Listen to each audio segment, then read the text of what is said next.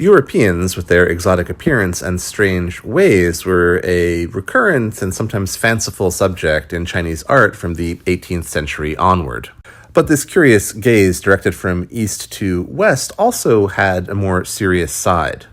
Western studies, which I still hesitate to call Occidentalism, had matured into a genuine subject by the second half of the 19th century.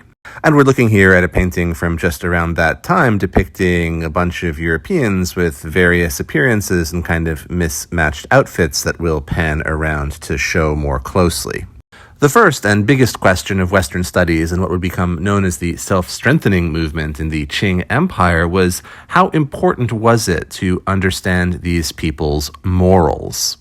Was their culture valuable, in other words? Did it have anything to offer Chinese civilization, or was it nothing more than a technical catalog of how to make guns and fast ships? Many people, especially those in power, tended toward that latter explanation, though the debate was never settled. And it goes on even today.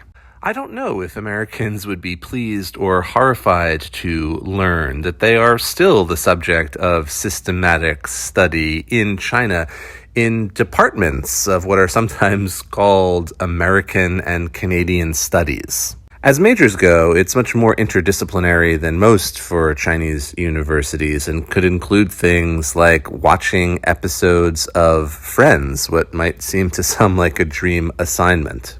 However it makes you feel, please remember that sometimes you are the one under the magnifying glass.